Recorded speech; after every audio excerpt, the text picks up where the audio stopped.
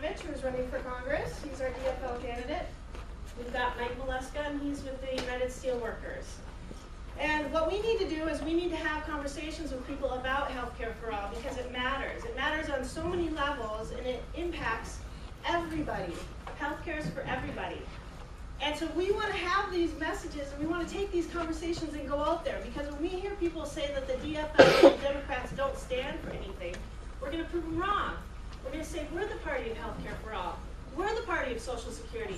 We're the party of Medicare. We're the party of protecting people. And so we need to have those conversations out there, and we're going to learn what kind of conversations to have.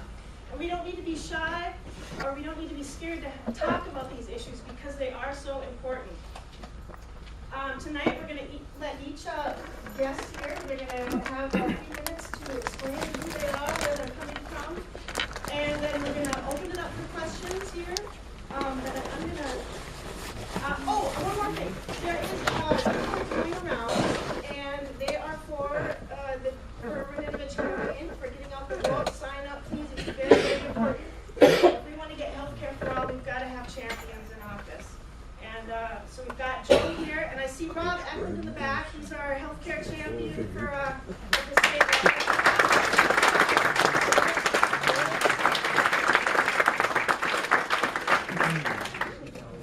You didn't introduce yourself. Oh, my goodness, I'm sorry. My name is Melissa Roach. I am with your local DFL organizing unit. I'm on the board of directors with Carol Orban and Leah Rodney and my boss back there, Bob Miller. And we are really excited about just getting out to vote. We feel really passionate about this issue, and we want you to all go out there and have conversations with your neighbors and with your family, so that they can get out to vote, and that we all know that Democrats stand for something, and that is protecting everybody in healthcare for all. All right, so I'm going to, I guess, Mike, you're going to go First of all, thanks to everybody for making it a point to come here. I'm sure that this isn't the beginning of the crusade here to get medical for everyone, but it's a necessary part, and there's I believe that a lot of the discussion has to be done at the kitchen table, in our workplaces, in our church groups, and any other little civic organizations we attend to. My name is Mike Molesca, and I'm not in healthcare. I'm in iron ore mining, have been for almost 41 years. And the biggest reason I'm here is that we go to negotiate a contract every 3 or 4 years, or whatever the details of that are, and we spend a month out in Pittsburgh, and I really believe that we could get this done in a week and a half or a weekend or two if we didn't have medical issues on the table. We take care of our retirees, we take care of our active members, and of course the families, everybody. And it's expensive.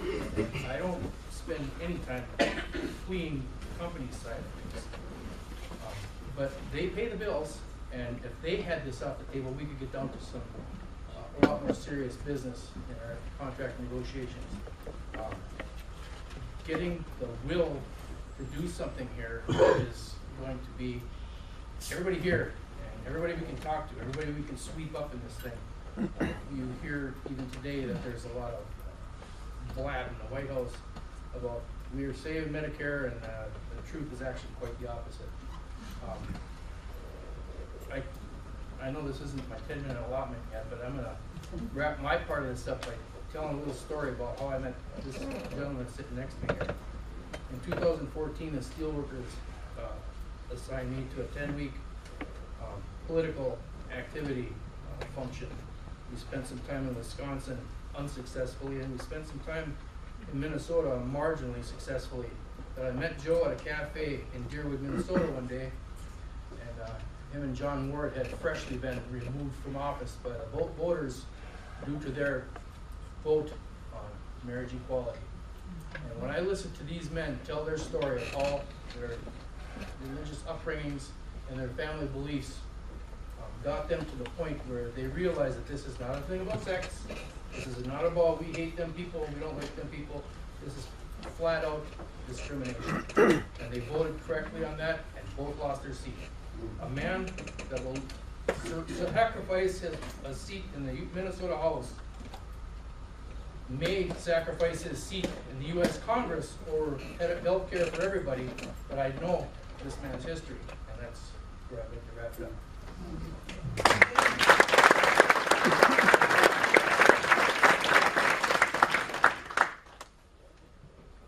Should I go? Yeah. All right, great. My name is Radinovich. I'm from Crosby, Minnesota. I'm the fourth generation of my family to grow up on the Penguin Iron Range. Ely, Minnesota sure is way up here. I'm glad to be here tonight. Was there anything you want me to address in my opening remarks in particular, or should I wait for a later time to kind of get into the thing here? I believe you just introduce yourself and how where you stand on the issue. So here's where I start with. I think that every campaign ought to be about the future, and I think it ought to talk about the big ideas. I'm afraid that between Pete Stauber and I'm the only campaign that's willing to talk about the big ideas, and frankly to take a position on the issues that matter to most voters.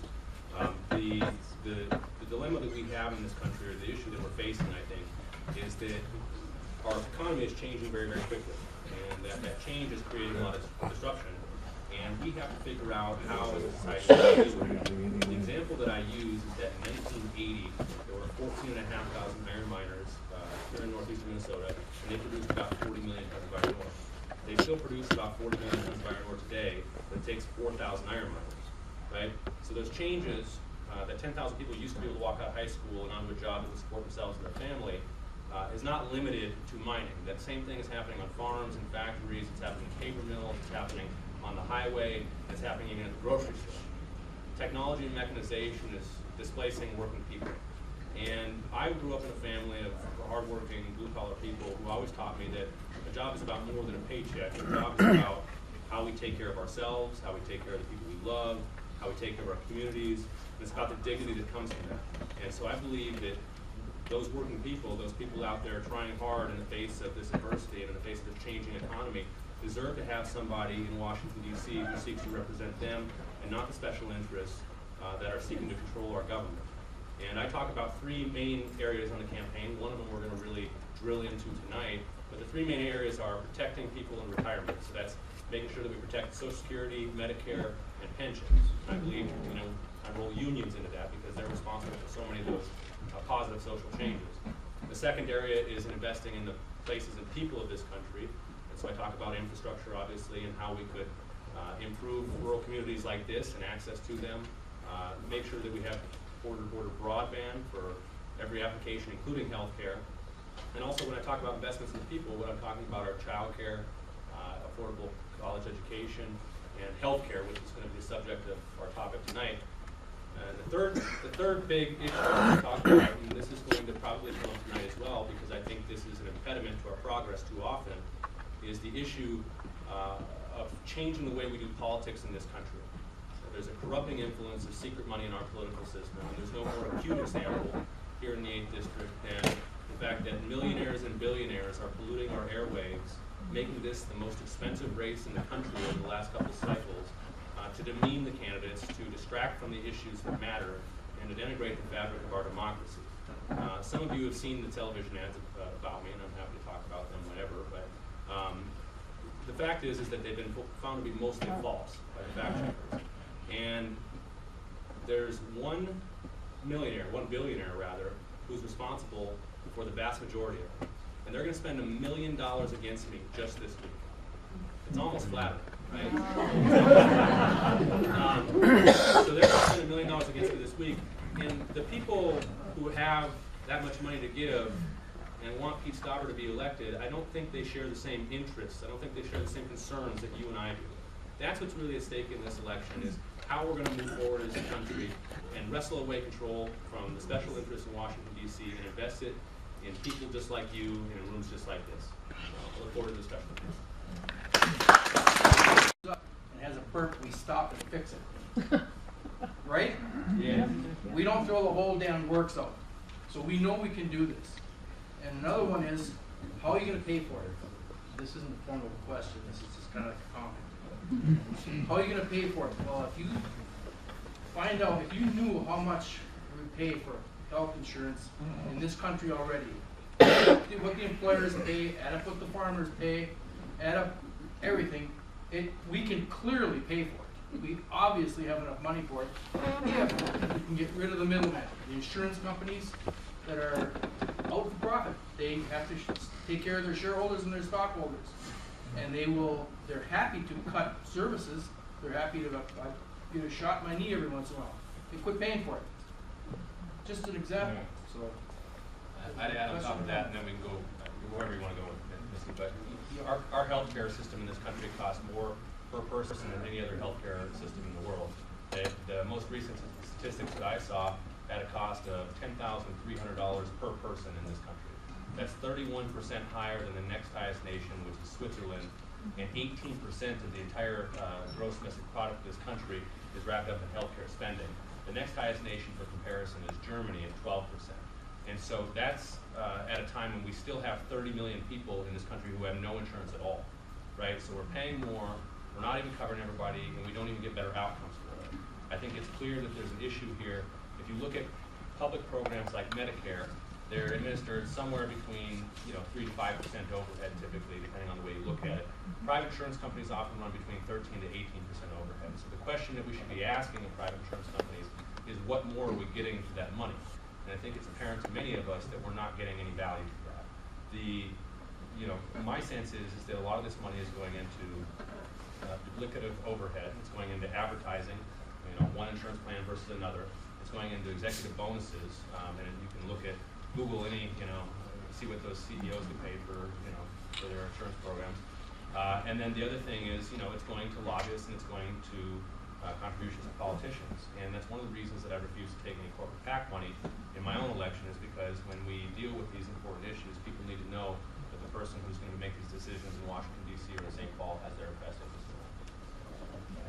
Can I add to that too, as long as we're on that subject? So Joe just mentioned the CEOs. I mean, it's more than just the insurance companies, folks. I mean, it's about 30 cents of every dollar that we're spending in the private sector on health insurance and health care is what is going to something other than health care. Because it isn't just the insurance companies. I don't know if y'all been into a hospital recently, but they've got a billing department that's about as big as any other department in the entire hospital. Because they've got to hire all kinds of people to do what? Push paper. In the last 40 years, there has been an increase of over 3,500% of people entering the healthcare field who are administrators, as opposed to 100% of an increase in physicians. Doesn't that seem a little bit lopsided? And when we talk about the idea that, some of this money is going into CEO pockets. I mean, I live in St. Paul. Right in my backyard is Stephen Hemsley of United Healthcare and United Health Group, and he made $66 million, and he didn't heal anybody. I don't understand why he gets to make $66 million. I don't know a nurse that makes $66 million, and they're healing people on a regular basis. This is nuts. This is about reallocation of the money to where it should go, which is to people's care.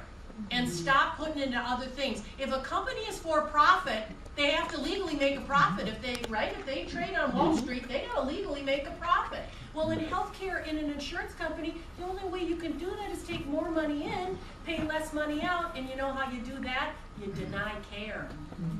That's not the way you do a healthcare system. That's why I say it's not a consumable good. It doesn't work like buying a car. You don't go out and buy yourself a little healthcare someday. That's not how it works. And we've got to recognize that and understand it. And I would disagree a little bit. I think what we're talking about is, you're right, the VA system is a strictly socialized, I mean literally, because the doctors and the hospitals and the clinics are owned by the government. They're owned and run by the government. Sister, we're talking about, the nurses anyway, the Medicare for All is literally Medicare. If any of you are on Medicare, you've got parents or relatives who are on it, they go to whatever doctors they want to go to. And the doctors get paid out of the Medicare system. We pay into it, they pay out. In, out. See how easy that is? What do we need all these fragmented, complicated people in the middle trying to figure out, oh, maybe we should do this, maybe we should do that. No, maybe we should just pay for health care. You're spot on in your comments. One of the things that people don't recognize, though, that this came out of an Institute of Medicine report in the late 1990s, was that 1/3 of all health care delivered is waste. And 1/3, that's right now, back then it was about 783 billion, so right now it's probably $1 trillion. That's waste, that's getting a cholesterol every year. That's mammograms that are unnecessary, that's surgeries that give no benefit to people and potentially do harm that then lets in increase costs. This is one of the biggest issues, and in fact, it is the biggest part of waste. It's more than administration, according to that report. Administration costs is a little bit less than, but it's waste in dollars. A single-payer system, as you see in France, as you see in Great Britain, controls that type of spending. People say it's rationalized care. No, it's smart care, and that's what needs to really be handled. The other point I want to make is when people talk about healthcare, there's something called the social determinants of health. I'm sure you've all heard that. And if you go to certain websites, you'll see this. You can go to the Kaiser Family Foundation. You can see this percentage of a circle. For what makes the biggest difference for people's morbidity or mortality, whether they get ill or whether they die, is not the work that is done by our health system. That's about 10% of what goes on. 40% are human behaviors. And that is whether you're fat and what you're eating, whether you're exercising, or whether you're smoking, as well as some sexual activity as well. 40%. About 10% to 20% is genetics, and about another percent is our environment, our air, our water, that type of thing. But only 10% goes to that. And there's a chart I have that's from the state of Massachusetts that I use in some of my presentations. And it shows that as the total percentage of the budget of the state of Massachusetts over 10 years went up, healthcare went up about 30%, but they had to balance their budget, right? So what went down was schools, education, public safety with our police officers, and other things that make a bigger difference in the health of the people than what I do as a clinician. So we need to invest in our schools. We need to, and if we cut out this waste, there will be money to invest in our schools, to invest in our police forces, to invest in our environment, to invest in our infrastructures in cities, to create running tracks, and to create things that will provide health, which are evidence-based, proven, make a bigger difference. And that's really what we call working upstream. The work I do is to put out the fires. We have to work upstream so that people don't get sick. In this line of work, you end up having some pretty interesting conversations. And I was talking to a hospital administrator one time, and because of the advanced nature of our science and statistics and all the things that we can study these days, we have a pretty good sense of if you had a geographic population in a given area, understanding the age ranges and the other demographic factors, you can reasonably predict how many instances of heart disease there'll be, how many pregnancies there'll be, how many, so on and so forth, right? Occurrences that require medical care. And if we had a more rational system of delivery in this country, we would be able to better allocate resources in a logical way that would bring down costs over time as well. Can I just add one? They would have, I think, in Great Britain, where it's all sort of integrated, from top to bottom. What Rose, I think, is talking about is expanding out the existing Medicare system, which reimburses private providers at set rates, right? And so there's that element of it. There are some countries that have higher or lower copays, or most of them don't have deductibles, but some have copays at some level or not. The Medicare for All proposal that Bernie Sanders has out, I don't think has any deductibles or copays in it. So those are all details to be worked out.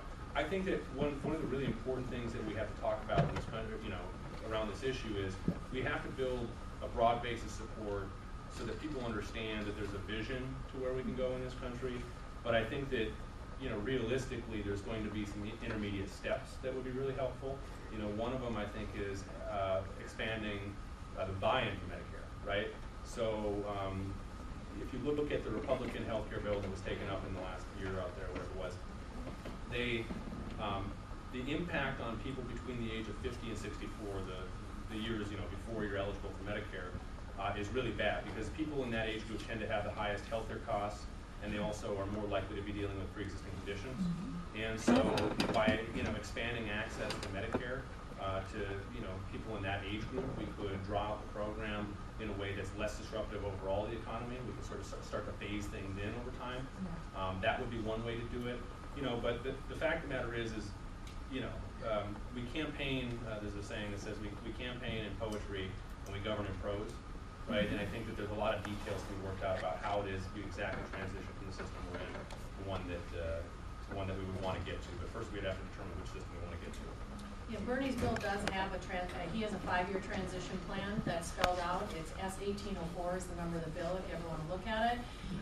He's got some stuff in there I'm not crazy about, but he's got the meat of it is there, and it's good stuff. The just transition also speaks to the issue of we do in the labor movement about we want a just transition because we have to represent workers, right? And we understand that people are going to be out of jobs. So the bill actually puts aside a certain % of money that would keep the people in the industry whole in their salaries up to, I want to say it's like 4 years, while they also get funding to retrain. Now, we will still need people to process claims. I mean, Medicare processes claims, for heaven's sake, right? And if now this becomes nationwide and it's everybody, then most certainly we'll have some jobs there. But it also includes that in understanding that we need to take care of that sector of the economy. I mean, we've seen jobs come and go, right, folks? Joe kind of talked about that, right, earlier as technology and stuff happens. So that happens. We can figure out a way to, make sure that families aren't devastated by that. And I would say let's just lower Medicare slowly.